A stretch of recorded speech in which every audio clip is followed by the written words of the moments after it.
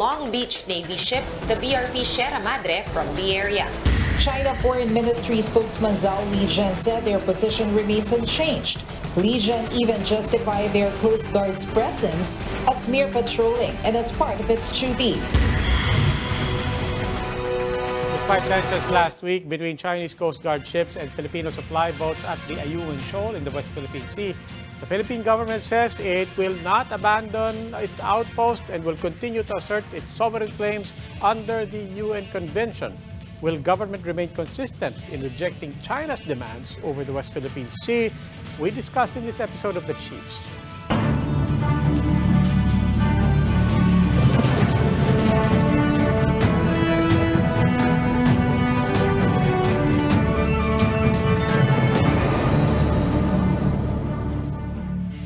Welcome to this edition of The Chiefs. Ako po si Robbie Alampay. Kasama po natin sa Quezon City online, Lucy Cruz Valdez of News 5. And here in Mandaluyong, in the studios with us, Ed Lingao of One News. It's a Thursday. Hi guys! Hello. Anong binabantayan natin, Ed? Well, among other things, yung vaccinations, we're coming up into the next week of the mandatory vaccinations, as well as yung vaccination splurge. Drive. Drive. There you go. Letang splurge. Parang lumalangoy tayo sa vaccines eh, no? Target 15 million. Pero mahalaga yan. They're targeting ilan? 15 million in 3 days lang. In 3 days. Oh. So mahalaga yan. And So magkasabay yan halos yung the drive and yung imposition ng no vaccines, no work. Pero of course, the headline today is really about the West Philippine Sea sa Ayungin Shoal. Idiretso na natin sa usapan ka because I'm sure, like me, we all have questions on this. We have tonight former Secretary of National Defense Orlando Caorli Mercado. Kapatid din po natin niya sa TV5. Good evening, Senator Mercado, Secretary Mercado. Good evening, Orly. sir. Sige. Caorli. If you don't mind po, I'll address you as Secretary. No? Just to emphasize, you were former Secretary of Defense. Now, China, if people are not aware of this, China is demanding the Philippines take out the BRP Sierra Madre from Ayungin Shoal. Ito po yung bapur na kalakalawang na grounded dun sa Ayungin. China is saying may agreement and they're just reminding us to follow our commitment. Now, you were former Defense Secretary. Do you know what China is talking about? Wala, hindi natin alam. Hindi ko alam kung certainly, pag, it's good to reread. Kanina, binasa ko ulit itong ilang mga pahina, ilang mga chapter. Marites Dangilan Vitug's account of sa rock solid, yung mga nangyari dyan, is accurate. Yung, naalala ko talaga yung alam mo, napaka-importante yung history eh. Pero marami sa ating mga Pilipino, wala namang hilig sa history. We don't think it's important. But naalala ko pagpunta sa nung nagpunta ako sa Asia Pacific Center for Strategic Studies ng US sa Hawaii. Tatlong salita, 3 words are in the lobby. Hindsight, insight, and foresight. Napaka-importante yung simpleng-simple na hindsight, insight, at saka foresight. Ang pinag-aaralan doon, ang lahat ng mga security studies doon sa strategiya, napaka-importante na meron kang, binabalikan mo yung kasaysayan. Sapagkat yun ang magbubukas sa iyong kaisipan kung bakit nangyari na nandun ka ngayon sa kasalukuyang kalagayan mo. And that is the only time you'll be able to come up how to stay before the curve or ahead of the curve. Well, that's why ako, Caorli, ang tanong ko nga dyan is, panahon mo yata yun nung nilagak doon ang BRP Sierra Madre, no? So babalikan ko lang ngayon, in hindsight, bakit ba ginawa yun? Was that a strategic move and was it a smart one considering the state of BRP Sierra Madre, no, na napaka-dilapidated at parang sabihin na natin, kawawa itsura. Bakit ba nilagay yun? Pero hindi ganun yun nung umpisa. When I was a senator, yung second term ko, I was chairman of the Defense and Security Committee. Kaya ako naging Secretary of Defense siguro. No? And during that time, talagang madalas natin yung pag-usapan yung problema sa claim natin sa China, South China Sea, sa West Philippine Sea, at ang ginagawa sa atin ng mga Chinese. And doon, habang senador ako, lumabas na yung ginawa ng China na nagtayo sila sa mischief reef ng struktura. They were beginning to say, when we were questioning it, they were saying, no, these are shelters only for fishermen, Chinese fishermen during typhoons. So, and we did not know it, wala tayong domain awareness or situational awareness. Ang nagsumbong sa armed forces doon, yung mga fishermen na nakikita nila, ginigit-git na sila ron. When I became secretary, I posed the question, ano ba ang magagawa natin to? Alam natin ang mga kakayahan natin at kawalan natin ng kakayahan. But what can we do to make our presence felt? The most important thing in the question of our problems in South China Sea and West Philippine Sea is basically presence. Being there is critical. Kasi agawan yan eh. Ito, wala pa yung desisyon ng arbitral court yan eh. Wala pang demandahan yan eh. Alam mo, ganda ng suggestion ng Navy. The Navy suggested that we ground some of our LSTs, landing ship tanks. Mm-hmm. Sabi ko, di ba yung LST, ginamit pa World War II yan? Oo, sabi niya, yun yung mga landing ship tanks na ginamit sa Normandy. Ito ba umaandar? No, we have maintained them. We have several of these that are part of our properties, and these are Navy vessels in active service. So we can they have their own engine, they have their own power source, etc. May tao yan, etc. And we already have a built-in outpost. So what will we do? We will ground them.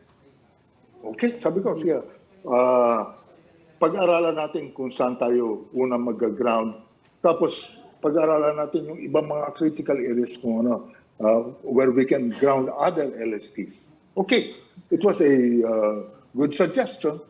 So, we implemented it. You know what? After it was grounded, the flag officer in command, Rear Admiral Ed Maria Santos, came to my office and said, "Sir, I'm reporting to you that mission has been accomplished." Sabi ko, sige, ihanda nyo na pa yung iba. Siguro mga 2, 3, 4 pa, i-ground natin. Sir, ano bang explanation? So, my explanation is that it is an accident. It accidentally was grounded. Sir, pag marami na yun, baka hindi na tayo paniwalaan. Sabi ko sa kanya, Admiral, ikaw ba naniniwala doon sa sinasabi ng mga Chinese na yung kanilang nilalagay na mga strukturang sementado riyan at nilalatag na rin ay para lang sa mga pangingisda nila? Hindi, sir. Alam mo, sa politika, pabayaan mo na sa akin ang explanation. Tapos committee, sabi ko, alam mo, sasabihin ko lang sa kanya, sa explanation, sabi ko lang, our Navy ships are accident prone. Nangiti siya. It was a successful thing. But what is it part of? There is a strategy here. It is going to be our outpost. The other plan was to set up lighthouses so that you have your presence felt. Mm-hmm. Alam mo, yung pangalawa, nung nag-ground mo na yung Sierra Madre, ang ganda na hindi sira. Talagang that was a working vessel. We grounded naman yung susunod doon. Yung malaking awa yun. Yung Benguet sa Scarborough. Alam mo, magtakin mong pagdating ko doon sa security, national security cluster namin sa security. Bakbakan kami ni Jun Siason, Secretary of Foreign Affairs. So kasi, this will anger China, etc. There will be problems. where there's a forthcoming summit in ASEAN with China, etc. Sabi ko, nandun ako, pero this is something that we have to do, etc. So I was arguing. Alam mo, we grounded BRP Benguet. Ito ang si Rear Admiral Luis Fernandez na ang FOI, Flag Officer in Command ng Navy. And the meetings, nag-aaway kami nagbabakbakan kami ni John Siason. Ang scuttlebutt during that time was that John Siason was dreaming or wanted to run for Secretary General of the United Nations to replace Kofi Annan. Yeah. And Sir? China will be a critical vote. Yes, sir. Sir, if you don't mind, sir, given the fact na yung BRP Sierra Madre is going into almost 80 years old, it was built in 1944 and it's falling apart already. Butas-butas na siya and there's already water in the hold. Given that fact, and given the fact that China has built so many artificial islands already around the area, would there be need to pursue that 1999 strategy of grounding more ships, if only to reinforce our position and our presence in Ayungin, among other places? Pero alam mo, hindi dapat tayo umalis dun. Dapat yun i-repair pa yan. Tapos because that is a vessel of the Philippine Navy. And any attack on this will trigger the Mutual Defense Treaty. It's still a commissioned vessel. It has not been decommissioned. It's a commissioned vessel. Kaya wala na nga tayo. Pati yung lighthouse, hindi natin ginawa. Tapos, President Duterte has shifted the issue and said, wala na, papel lang yan, etc. We are going to move away from the Americans, etc. We have an alliance with China and Russia, etc. All of these changes happen. But it shows that there is no strategy. There is no consultation. Hindi man lang kami tinanong, ano bang plano ninyo riyan? Etc.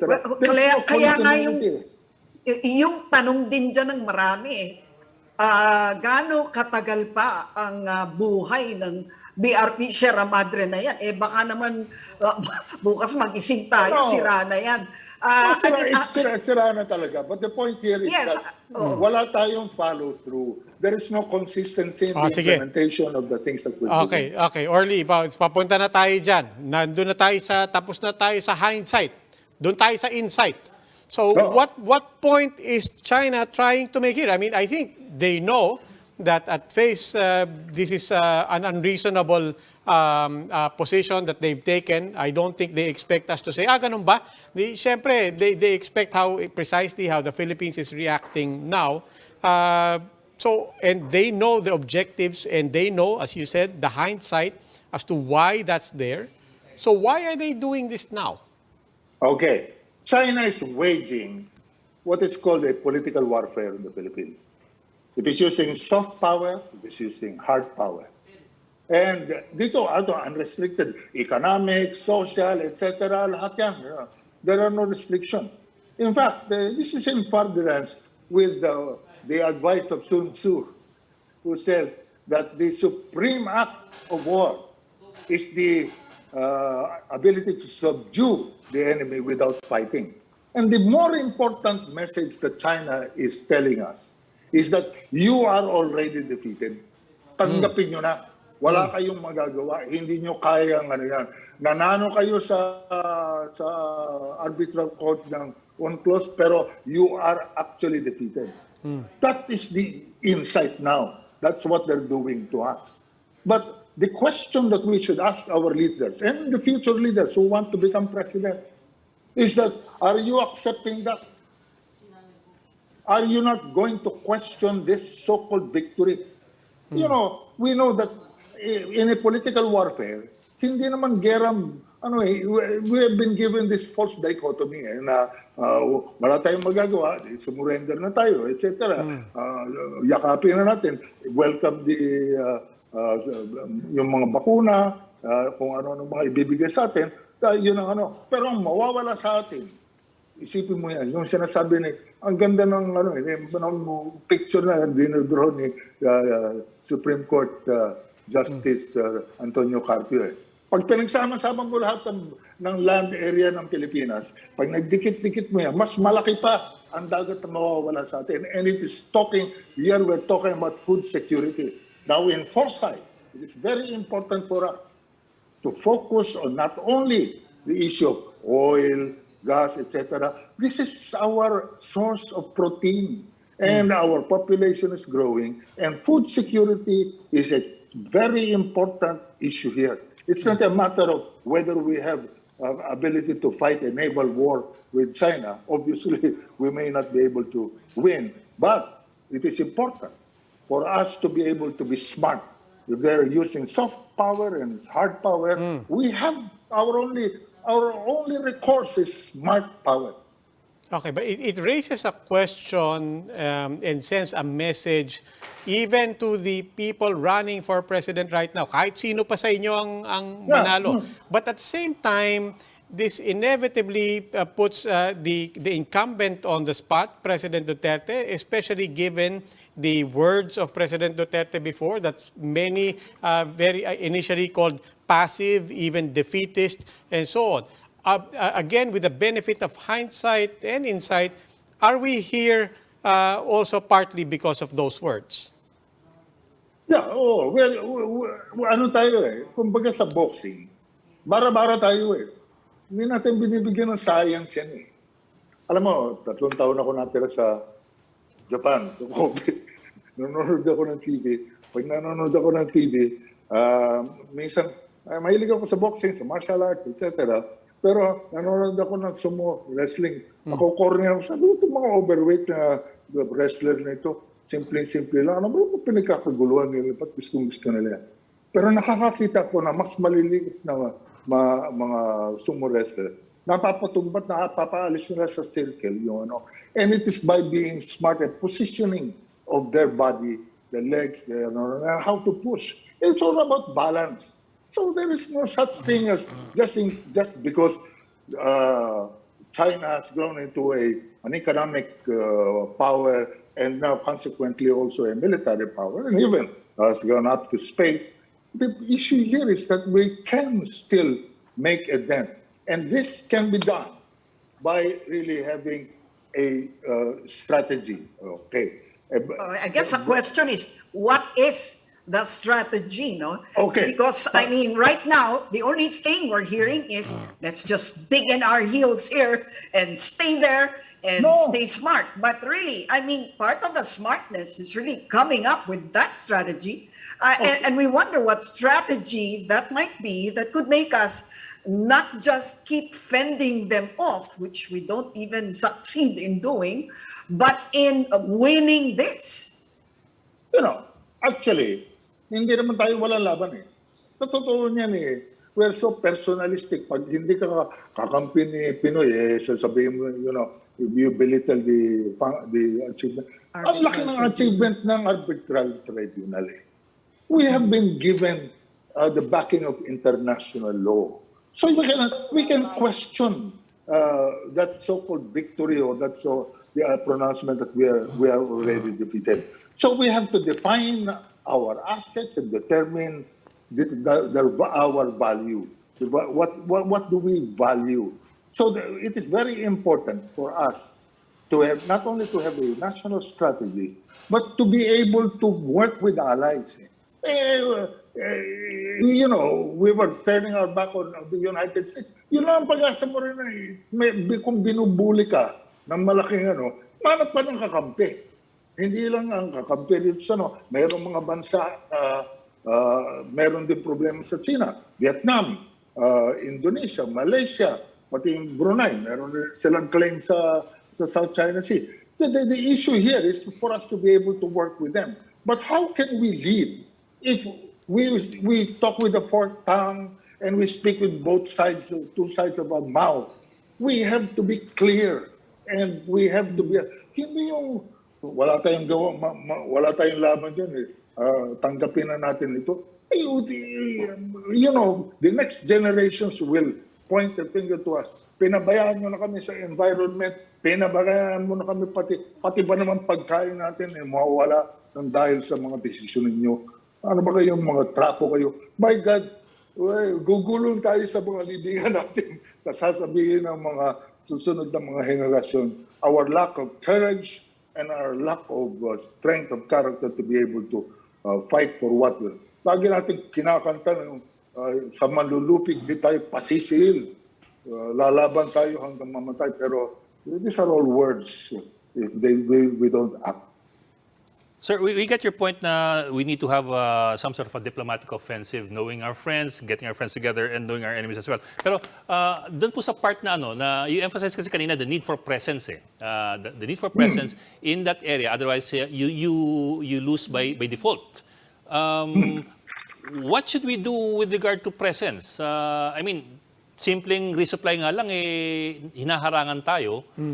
What else can we do with regard to that? Short of course of war.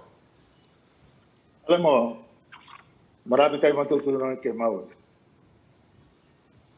Pati ang China, naging kapitalista na sila. Pero hindi nila hindi nila inamin. Hindi nila inamin na sabi nila China is practicing their ideology socialism with Chinese characteristics. Ano ba sabi ni Mao nung nakikipagbakbakan sila sa comment lang noong 1928? Sabi niya, when the enemy advances, we retreat. When the enemy retreats, we advance. When the enemy rests, we harass. When the enemy avoids the battle, we attack. So in other words, hindi naman natin sasalubungin ng kung ano yung lakas nila.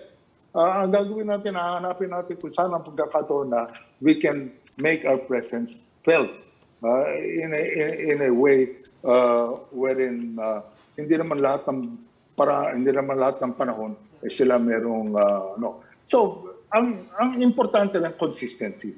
May follow through. Kaya nung una ko nakita yung Sierra Madre sa TV, naggutay-gutay na alam mo, mahalas maiyak ako. Maluwa ako. Napapasuntok lang ako sa lamesa. Punyeta, sabi ko sa buhay. This is what we have done to that. Kasalanan natin yan Magaling tayo sa simula, sa umpisa, pero wala tayong follow through. We could have done better and maintain that and show them that we can maintain an outpost. And we cannot even maintain an outpost. Talagang the Chinese will believe that we are pushovers and we are not capable of defending ourselves and that we are only dependent. The other thing is that we have to build our own capabilities. I'm glad that now, at least in the Navy, number one na ngayon ang Navy sa resources ng modernization. Pero ang modernization, ang problema ng modernization, we think that when we buy equipment, we buy war material, we have already modernized. You have to modernize your thinking. You have to modernize the organization. Did you know that China has reorganized its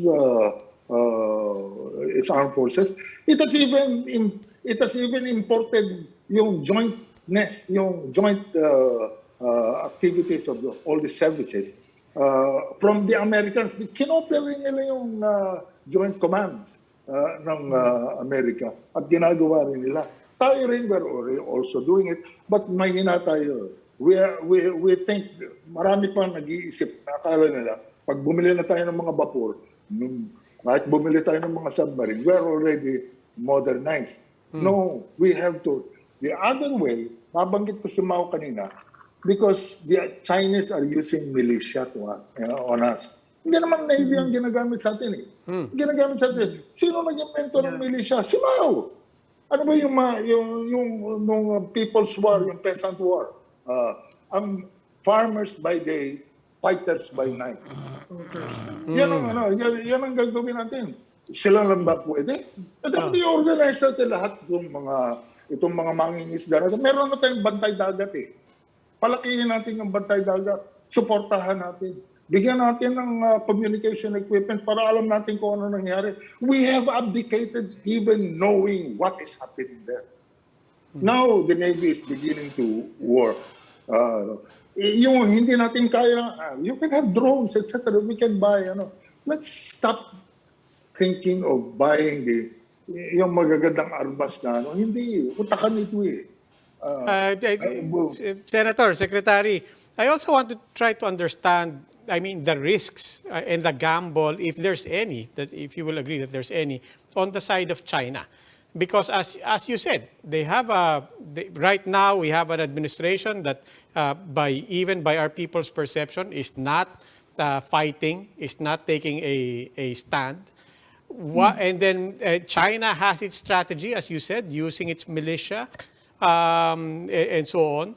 But why would they go beyond that strategy, when the risk, it seems to me, is that the more that they push and the more that they do things that are more aggressive, in this case, telling us what to do in our own waters, it creates the opportunity as well for a regional, if not international coalition, for example, to coalesce around us.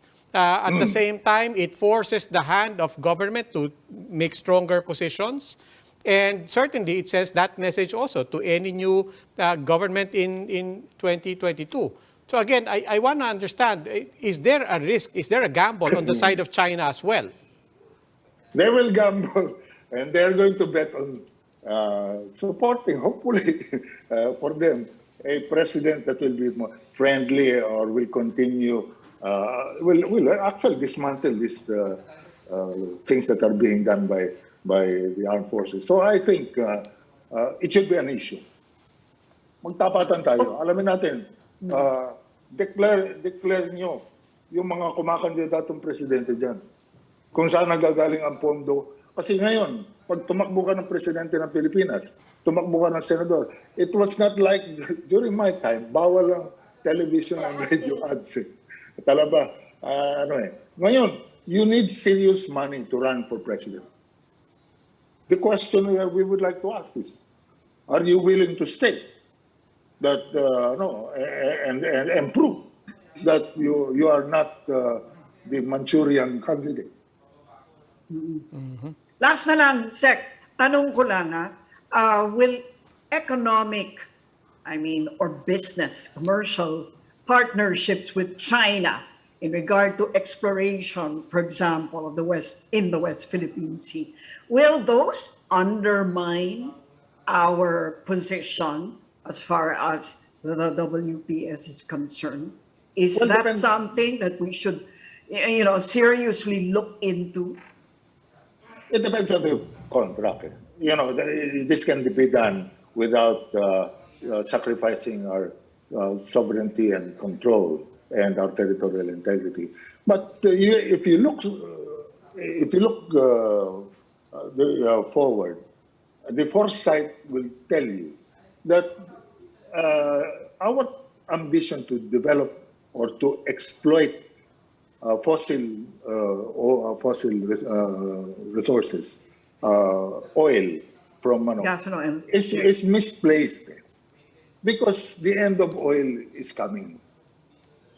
The more important issue here is the preservation of the commons, not only as a sea lane of communication, but it is also the source. It is a major source of our protein as a people. And China also knows this. So ang pinag-uusapan dito, we're always, every time we talk about, kasi pag dagat ang tingin natin, kaya kung wala lang isa, walang kwenta yan. O walang gas, walang kwenta yan. Hindi. In the future, we are going to talk about food security. And I think this is the issue that should be brought to this election. Number one yan. Napaka-importante. Kung pati ang ating, nakita naman natin kung ano nangyari. Magkaroon lang tayo ng mga problema sa baboy, yung African swine fever, flu or whatever, virus or ano, nadidiskarel tayo. Ganyan din ang mangyayari. That's the same thing that's going to happen to us in our food security as far as fish and other marine resources are concerned. And that's part of our diet. It's a 70% source of our protein comes from the sea. Okay. Orly Mercado, former senator, former defense secretary, kapatid Orly Mercado. Sir, maraming salamat po. And also, sabi ng mga kaibigan ko, pag in-introduce ka, puro former. Pero dapat sa amin nila, former young man. Sir, pare-pare tayo dyan. Kasama na tayo dyan, yes. Maraming salamat. Orly. Ingat, sir. Thank you. Maraming salamat po. Thank you, Ka-Orly. Please stay with us. The Chiefs will be right back.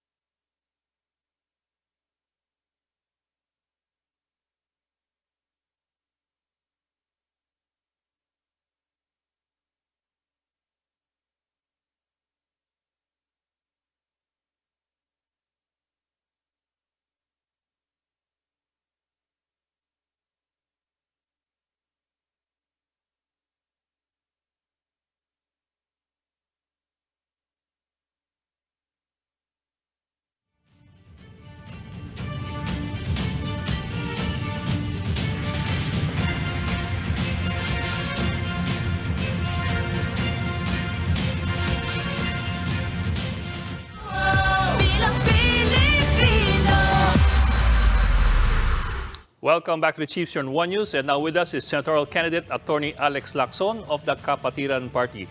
Magandang gabi, Attorney Lacson, and thank you for joining us. Welcome to the Chiefs. Good Magandang gabi din evening. po. Good evening po sa inyong lahat. Magandang gabi po sa inyong lahat. Yes, sir. Sir, anyway po,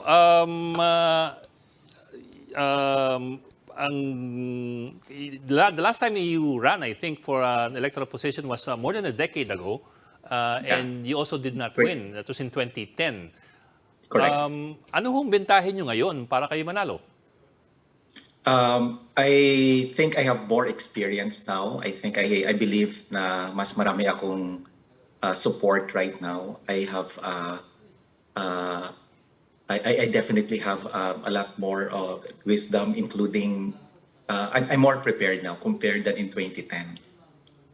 You know, Attorney Lacson, I remember you Yeah. as having authored the 12 little things Yeah. every Filipino can do to help our country. Baka Yeah. naman pwede nyong i-refresh because I remember at that time, although hindi pa masyadong uso yung mga trending, viral, no? Yeah. But that pretty much went viral, no? Yes. Is that something that you're using now as a kind of like a platform of sorts? And you know, what would you really prioritize in that list of little things? Yeah, thank you, Luci. Actually, part of it, but not much, because my latest book, which is a novel, 500 Years Without Love, this is my humble attempt to write a modern version of Jose Rizal's No Limit Tangere.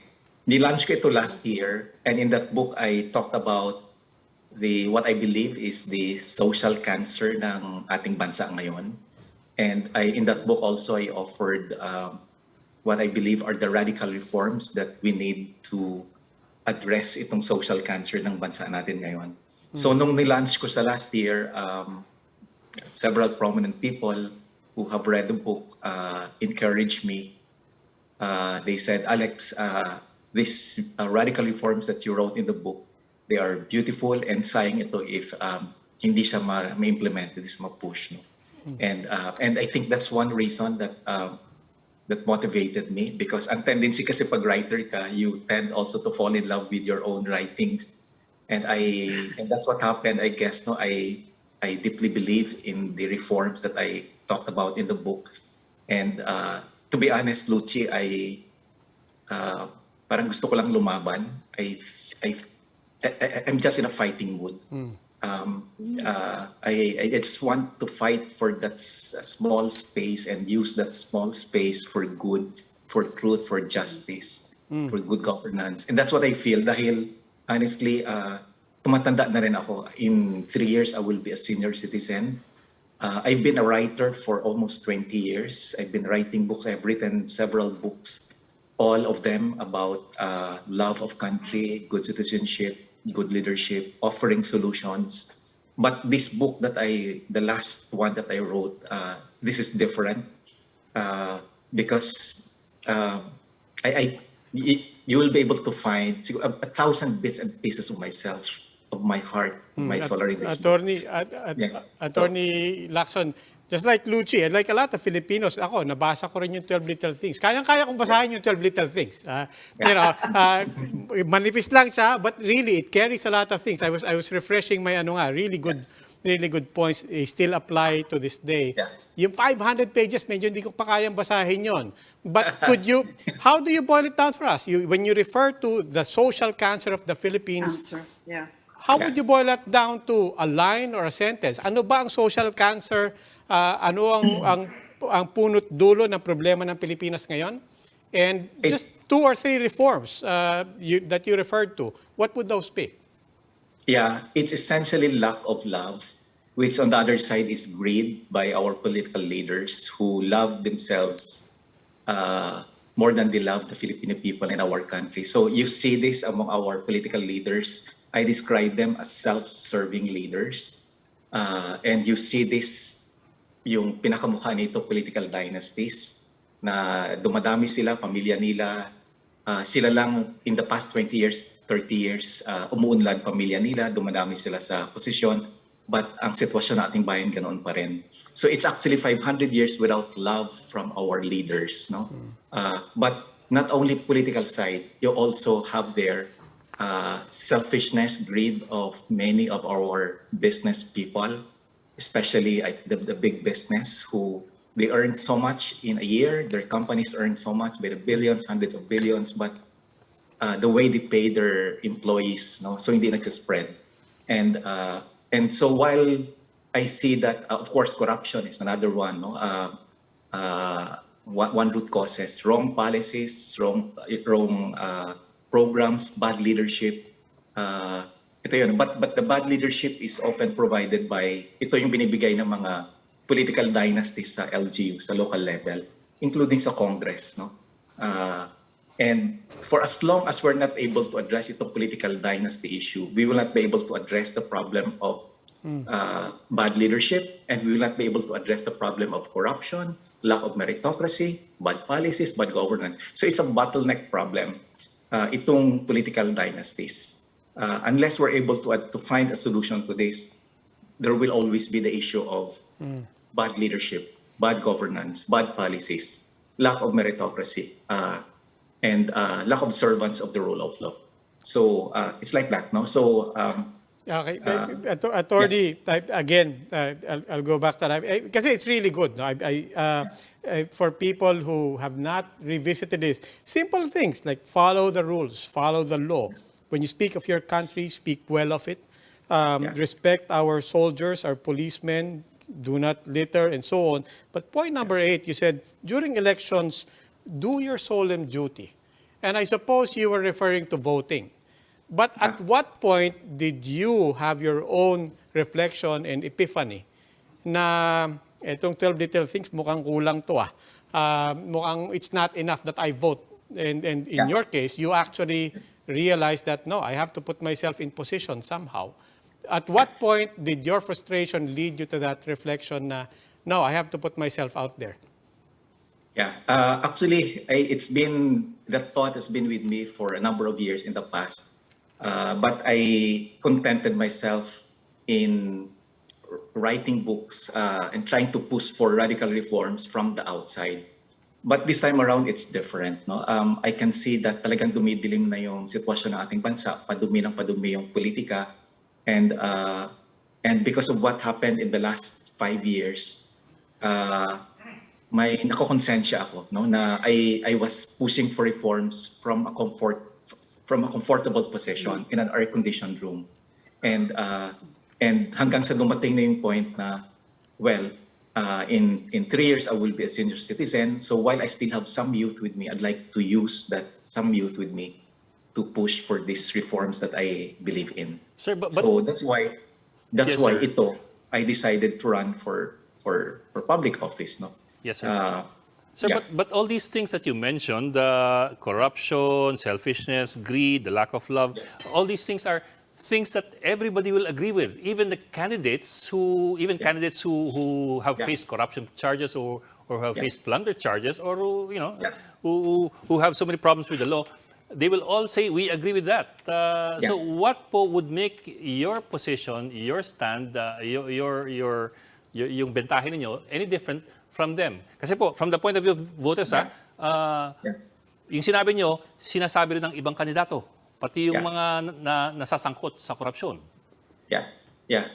You will see them in, of course, the way I have lived my life in the past 20, 30 years. And you will also see them in the programs that I offer in my platform. Most of the reforms actually that I included in my programs right now in my platform, these are reforms in the economic sector, no? Of course, we need the political reforms, so on and so forth, but let the other politicians talk about them, no?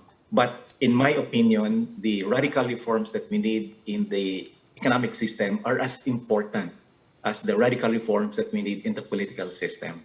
And so while others are proposing all these political reforms, which I also support, let me push for these reforms in the economy that I believe would benefit immediately our people and improve the lives. Or let me explain one reform siguro, no, para maintindihan natin, no. One clear reform that I'm pushing for is the franchise reform law, no.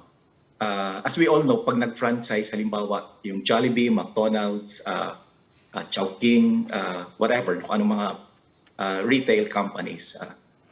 Pag nag-put up ng panibagong franchise ang Jollibee, McDonald's, say sa Tugigaraw, sino kaya most likely na maging owner doon? Most likely is the family of the congressman or the family of the mayor of one wealthy family.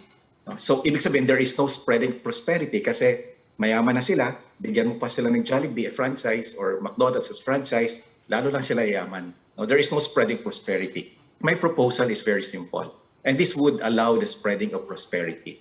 Let's pass a franchise reform law. And the idea is very simple. From now on, assuming na po sa itong batas, 50% of the ownership of that franchise, of any of these retail companies, sige, let it be owned by one wealthy family in that province, no? But the other 50% should be owned by a cooperative of at least 100 poor families in the area kung saan mo ilalagay yung franchise na yon. So, a cooperative of at least 100 poor families, paano nila i-raise yung capital? Papasok natin ngayon yung SB Corp, the Small Business Guarantee and Finance Corporation, which is an entity under the TTI na tumutulong sa mga cooperatives sa mga financial requirements nila or sa mga startup businesses sa mga financial requirements nila. Ibig sabihin, kung halimbawa ang franchise fee is say 10 million pesos. So ang 50% niya, 5 million, ang 5 million ngayon, ito yung hiramin ng cooperative from the SB Corp and usually a very minimal interest rate in a year. 2 years, 3 years, assuming that yung franchise is doing well, mababayaran nila, and by the time na mabayaran na yon, this cooperative composed of 104 families will start earning. Imagine if all the business, the franchise in the country are like that. Lahat ng Jollibee, lahat ng McDonald's, lahat ng Chowking, lahat ng Max Chicken, lahat, no? Ganyan ang ownership structure niya. There is going to be spreading prosperity. Many poor families would benefit from it because there is a law that mandates that. So that's one. But that was yes. That's all well and good, no. But the truth of the matter is that will also, in many ways, discourage investment, which we really direly need. Lalo na po sa panahon ito, no. I'm sure you know that. Lucia, I would like to challenge. Yes. I would like to challenge. How would that discourage investment? Well, because kunyari, kung ako gusto ko bumili ng franchise, but if I have to partner up with a cooperative, I mean, that's going to be a challenge for me to manage it. It's not going to be my business alone to manage.